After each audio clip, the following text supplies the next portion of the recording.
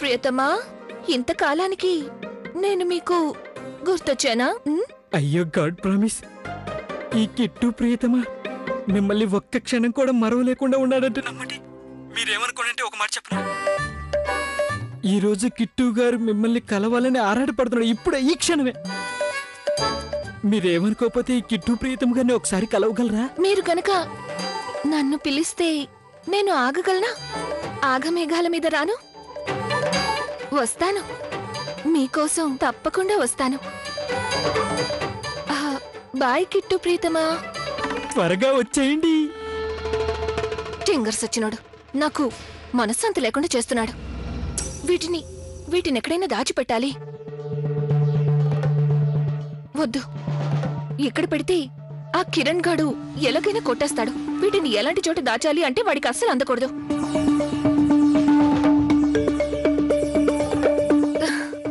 ఇదే కరెక్ట్. ఇక్కడ నగలు పెడతానని వాడు అస్సలు ఊహించడు. ఆహా, అద్భుతం, మహా అద్భుతం. మీనాక్షి దేవి గారికి ఇష్టమైన పర్ఫ్యూమ్.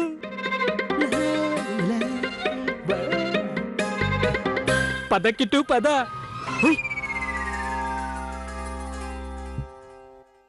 అరే కిట్టు గారు, గాడ్ ప్రామిస్ ఎంతో హ్యాండ్సమ్ గా ఉన్నారు మీరు. ఎవరి దిష్టైనా తగిలితే మీకు? మీనాక్షి దేవి గారు, ఇప్పుడు చూద్దాం మీనాక్షి దేవి గారి కాటుక. ఇది తప్పకుండా దిష్టి తగలనీయకుండా కిట్టు గారిని కాపాడుతుంది. ఇటువైపు కూడా పెట్టుకుందాం. వారే వా, ఎంత అందంగా ఉన్నావు కిట్టు. ఆహా ఆహా, సుందరాంగి డూడూడు నన్ను కోరి.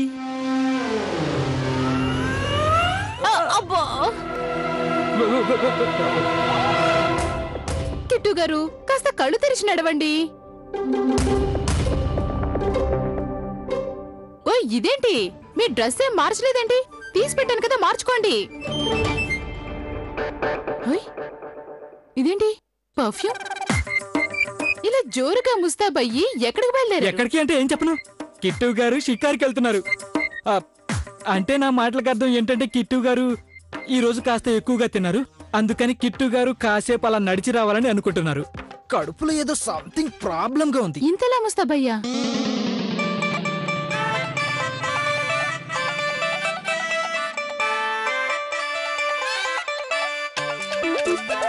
పైగా ఇంత పర్ఫ్యూమ్ కొట్టుకొని మరీనా? అరే గాడ్ ప్రామిస్ మీనాక్షి దేవి గారు, అనవసరంగా ఏదేదో మాట్లాడతారు ఎందుకు మీరు? కడుపులో ఏదో గడిబిడిగా ఉంది. అక్కడ నా కోసం ఎదురు చూస్తూ ఉంది.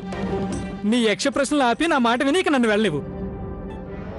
మా కిట్టు గారి కోసం ఎవరో ఎదురు చూస్తున్నారు.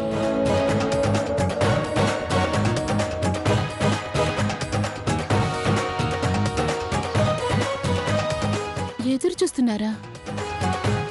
ఎవరు ఎదురు చూస్తున్నారు? మీనాక్షి, ఇందులో ఏదో రహస్యం ఉంది.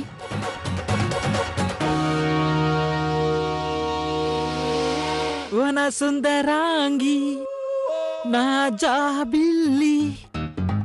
ఏమండి, ఎక్కడున్నారండి?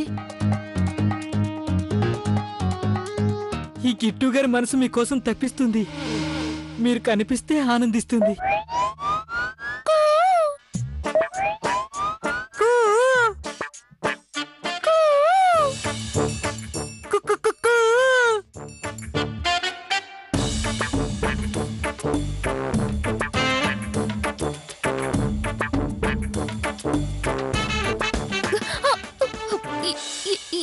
ఏంటిది?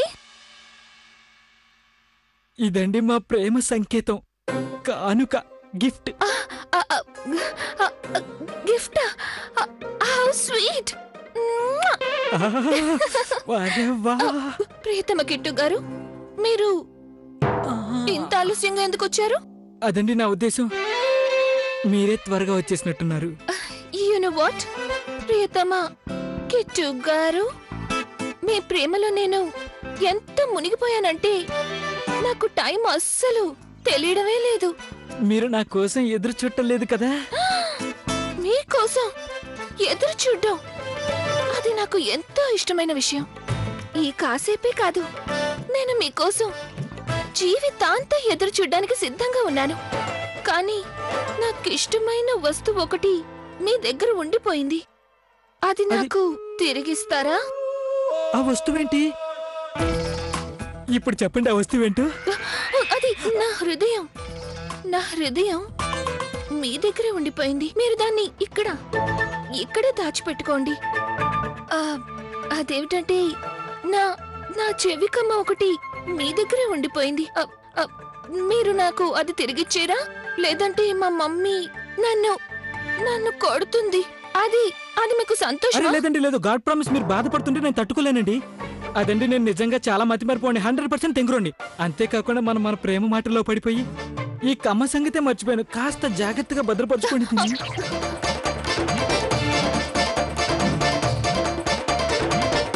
ప్రియతమ కిట్టు గారు, you such a sweet heart. అలాగే ఏమన్నారు మీరు?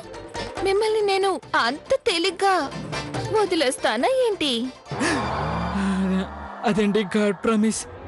ఈ కిట్టు గారు మీ నీలి కళ్ళలో మునిగిపోయి ఈ రోజు వరకు బయటికి రాలేకపోయాడండి. నా పువ్వు లాంటి హృదయాన్ని మీ ప్రాణంగా జాగ్రత్తగా చూసుకుంటూ ఉండండి, సరేనా? ఒక పని చేద్దాం. ఈసారి మనం మళ్ళీ కలిసినప్పుడు కిట్టు ప్రియతమా, మనం కలిసి బోలెడన్ని వేరుశనగ పల్లీలు తిందాం. కానీ ఇప్పుడు నేను వెళ్తాను. బాయ్. ఓ కిట్టు ప్రియతమా, ఓ సుందరాంగి.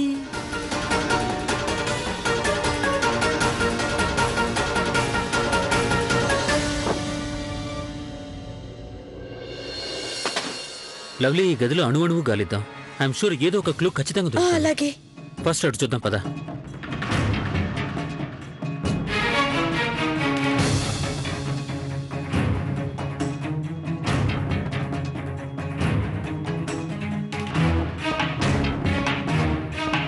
తెరుచుకుంది.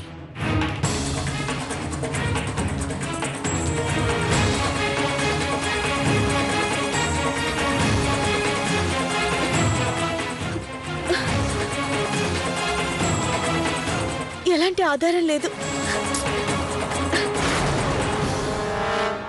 ఎక్కడని వెతకాలి?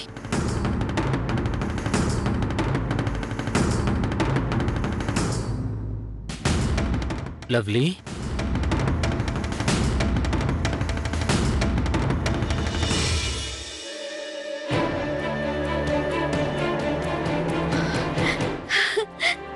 దొరికింది. ఇప్పుడు ఆడిద్దాం ఆ అస్మితని. దీంతో మన పని అవుతుందే. పద. 1 మినిట్. వెళ్లే ముందు ఈ గదిని యథావిధిగా సర్దేద్దాం, లేదంటే వాళ్ళకి అనుమానం వచ్చే ఛాన్స్ ఉంది. అలాగే.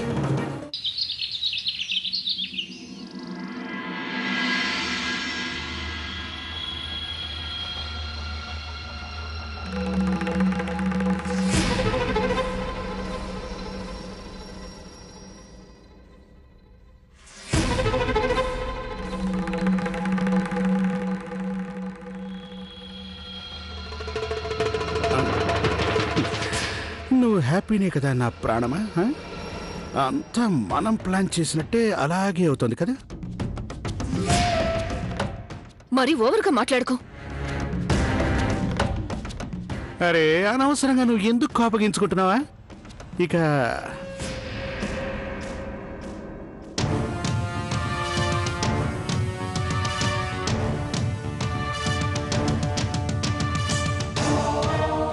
ఏం వేసుకుంటున్నావు నువ్వు? అసలు ఇవెందుకు వేసుకుంటున్నావు? మరి వియంకుల వారు నీకు ఇచ్చిన నగలు అసలు ఏమైపోయాయి? కొంపదీసి నువ్వు ఆ ముసల్దాని కమ్మల్లాగే ఈ నగల్ని కూడా అమ్మేలేదుగా? నువ్వు మళ్ళీ మొదలు పెట్టావా? నా ఆలోచన అర్థం చేసుకో, పరిస్థితిని అర్థం చేసుకో. ఆ రోజు నువ్వే చూసావు కదా, నిశ్చితార్థానికి ముందు ఆ ముసల్ది ఎంత హంగామా చేసి గొడవ పెట్టిందో. నా ప్రాణమా, మళ్ళీ అలాంటి సంఘటన జరగకూడదని నా ఉద్దేశం. అందుకని నేను చెప్పేది వినా. ఎలాంటి ఇబ్బంది లేకుండా ఈ పెళ్లి జరిగిపోవాలి. అందుకే నీకు చెప్తున్నాను, ఆ నగలు వెంటనే వేసుకో. నీ కళ్ళని నగల మీదగా పక్కకు జరుగు.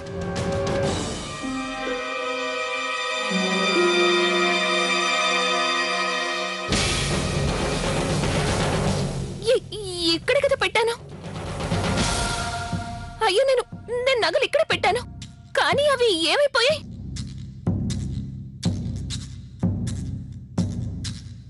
కిరణ్, చూడు కిరణ్, నా దగ్గర తెలివి చూపించుకో. సైలెంట్ గా నా నగలు తిరిగిచ్చే. నీ బుర్ర ఏమన్నా పాడైపోయిందా? అరే, నీ నగలు నువ్వే దాచిపెట్టావు, నీకెక్కడా తెలియాలి? కిరణ్, చెప్తున్నాను కదా, ఇలాంటి పరాచకాలు నాకు అస్సలు నచ్చవు. ఇవ్వు నా నగలు, నాకు తిరిగివ్వు. సరే, నా దగ్గర ఉంటే కదా నేను నీకు తిరిగి ఇవ్వడానికి. ఆ నగలు నువ్వే దాచిపెట్టావు, నీ దగ్గరే ఉండాలి. నన్ను అడుగుతావేంటి నువ్వు? నా దగ్గరని అతి తెలివి చూపించే ప్రయత్నం చెయ్యకు. నీ కుతంత్రాలు, పన్నాగాలు అన్నీ నాకు చాలా బాగా తెలుసు. అర్థమైంది, నాకు బాగా అర్థమైంది. నా నగలన్నీ అమ్మేసి వాటి నువ్వు సొమ్ము చేసుకున్నావు. నన్ను నువ్వు దొంగ అనుకుంటున్నావా? లేదు, నేను నిన్ను దొంగంటానా? నీలాంటి వాడు దొంగలవుతాడు? నువ్వు సత్యహరిశ్చంద్రుడివి కదా. ఆపో, చాలా ఎక్కువగా మాట్లాడుతున్నావు, అర్థమైందా? నువ్వే స్వయంగా ఆ నగల్ని మాయం చేసేసి ఆ నింది ఇప్పుడు నా మీద తోస్తున్నావా? అయితే నా నగల్ని నేను దొంగిలిస్తానా? అయితే ఆ నగల్ని ఈ అలమారం మింగేసిందా? చూడు, నా బుర్ర వేడికించకు. నోరు మూసుకుని ఆ నగలు బయటకు తీ. నేను పిచ్చిదానిలో కనిపిస్తున్నానా? నేనిక్కడ ఈ ఇంటిని మొత్తాన్ని సొంతం చేసుకోవాలనుకుంటున్నాను, కానీ నువ్వేమో నా నగల్ని నేను దొంగిలించానంటున్నావు. అరే, నేను నా నగల్ని దొంగిలించి నా కాళ్ళని నేనే ఎందుకు నరుక్కుంటాను? ఎందుకంటే నీ మనసులోనే మోసం దాగుంది. మారిపోయింది నీ మనసు. అయినా నువ్వు ఈ కుటుంబం మొత్తాన్ని ఈజీగా మోసం చేయగలిగినప్పుడు నీకు కిరణ్ గాడు ఒక లెక్క? సరిగ్గా చెప్పావు నువ్వు. నా మనసులోనే మోసం దాగుంది. బాలేగా కనిపెట్టావు. కానీ నువ్వు పాలుతో కడిగిన ముత్యం. బహుశా నువ్వు ఇది మర్చిపోయినట్టున్నావు. అదే నీ పేరు మీద పోలీస్ స్టేషన్ లో ఎఫ్ఐఆర్ నమోదైందని. పెద్ద మోసగడివి నువ్వు. ఒకవేళ నీకు అవకాశం దొరికింది అంటే ఎప్పుడో మొదటి రోజే నా గాజుల్ని దొంగిలించి వెళ్ళిపోయి ఉండేవాడివి. అంటే ఆ గాజులు నువ్వు కష్టపడి సంపాదించావా? నిజాయితీగా సంపాదించావా? అరే, నువ్వే స్వయంగా నిన్ను నమ్మిన ఈ కుటుంబానికి ద్రోహం చేస్తున్నా. ఆ సిమ్రన్ డైరీని చదివి పట్టి ఆమెలాగే నటించి చాలా బాగా చెప్పావు నువ్వు. ఆమెలా నేను నటించాను. నాలో సిమ్రన్ ఆత్మ ప్రవేశించింది అని నటించాను. కానీ నాకు జవాబు చెప్పు. ఈ నాటకం ఎవరాడిస్తే ఆడాను? నువ్వేగా ఆడించా? అరే, అమాయకపు ఆడపిల్లలా నేను ఎంతో కష్టపడి నటించాను. అందర్నీ బోల్తా కొట్టించాను. అలాంటిది లాభాలని నువ్వు ఒక్కడివే అనుభవిస్తావా? అవునా? అంటే నీకిప్పుడు లాభ నష్టాల గురించి బాగా తెలిసిందన్నమాట. ఇప్పుడు నాకు అర్థమవుతోంది నీ పన్నాగం. కాసేపట్లో వాడితో నీకు పెళ్లి జరగబోతోంది. ఇక అప్పుడు నా అవసరం నీకు ఉండదు కదూ. అందుకని ఇప్పుడు నువ్వు నన్ను పాలలో పడ్డ ఏగలాగా తీసి బయటపడేయాలనుకుంటున్నావు. కానీ ఒక్క మాట నీ మెదడుకిక్కేలా శ్రద్ధగా విను. నువ్వు ఏం చేసినా నా హక్కుని మాత్రం దూరం చేయలేవు.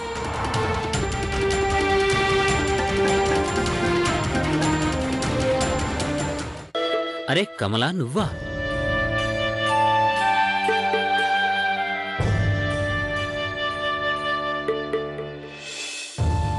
కమలా, నువ్వు ఈ సామాన్లు తీసుకొని ఎక్కడికి బయలుదేరావు?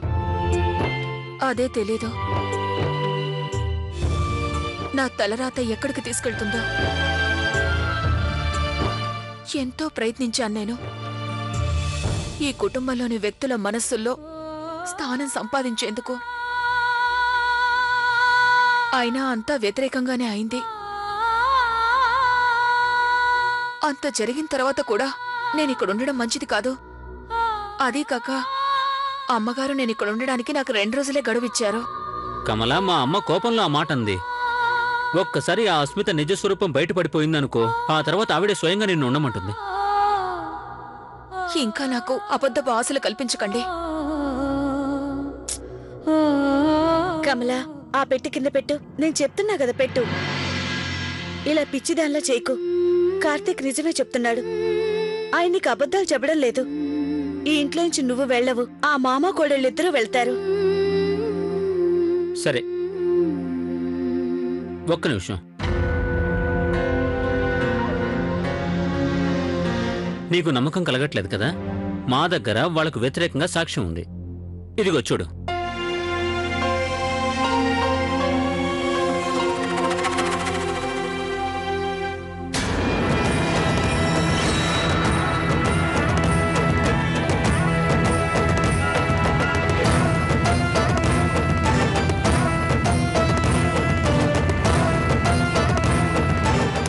చూసావుగా, ఇప్పుడు నువ్వు ఎక్కడికి వెళ్ళాల్సిన అవసరం లేదు. ఈ రోజు సాయంత్రం వరకు ఓపిక పట్టు. ఆ తర్వాత అత్తయ్య గారు వాళ్ళిద్దరిని మెడపట్టి స్వయంగా బయటకు గెంటేస్తారు. నువ్వెక్కడికి వెళ్ళక్కర్లేదు. లవ్లీ, ఇది తీసుకో. ఎక్కడైనా జాగ్రత్తగా పెట్టు, ఎవరికి కనపడకుండా. ఓకే? అలాగే. ఏంటి ఏం మాట్లాడుతున్నావు నువ్వు? అదే జరిగిన నిజం గురించి. మరి ఇప్పుడేం చేయాలి?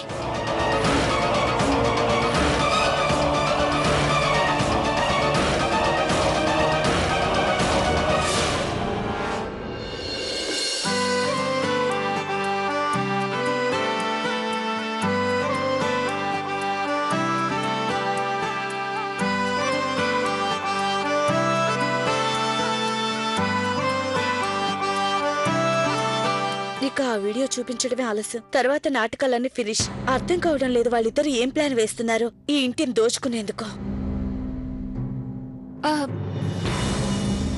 ఇదిగోండి ప్రసాదం. నేను మీ అందరి క్షేమం కోసం పూజ చేశాను.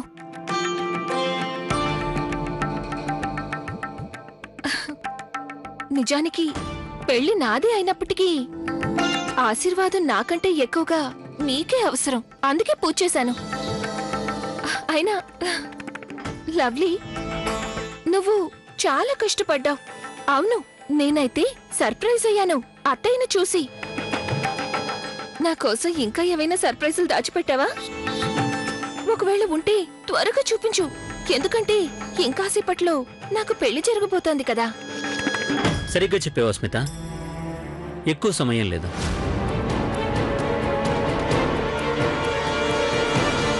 నీ పెళ్లికి మీరిక్కడ నించుని ఏం మాట్లాడుకుంటున్నారు? ఇంకా బోల్డని పనులు అలాగే ఉన్నాయి. వెళ్ళండి, వెళ్ళి అన్నయ్యలకి సాయం చేయండి. అమ్మా, మేమంతా మండపం దగ్గరికే వస్తున్నాం.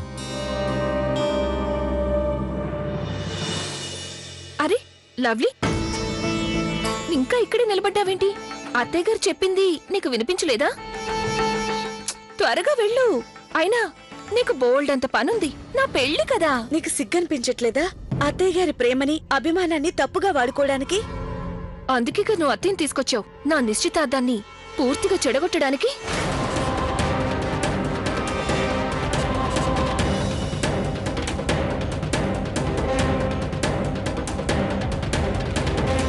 నీ మనసు చిన్నబుచ్చుకోక లవ్లీ. ఆరిపోయే ముందు దీపపు కాంతి ఎక్కువగా వెదజల్లుతుంది. కమల సరిగ్గా చెప్పింది లవ్లీ. వాళ్ళని ఎంత సంతోషపడతారో పడినాయి. ఒక్కసారి మా అమ్మ సీడీ చూసిందంటే వాళ్ళ రంగు బయటపడిపోతుంది. అవును కార్తీక్, మనం ఇంకా ఆలస్యం చేయకుండా అందరికీ వీడియో చూపిద్దాం. వెళ్ళి ఆ వీడియో తీసుకురా.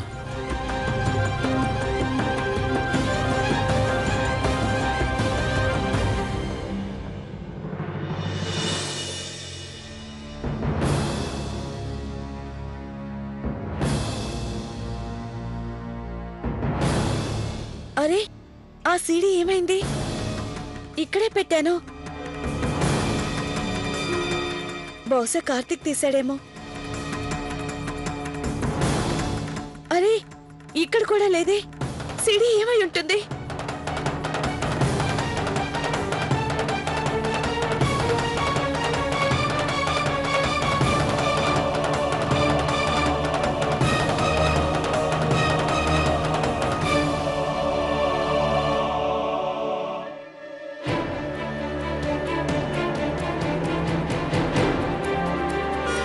ఓరి భగవంతుడా, ఇప్పుడేం చేయాలి?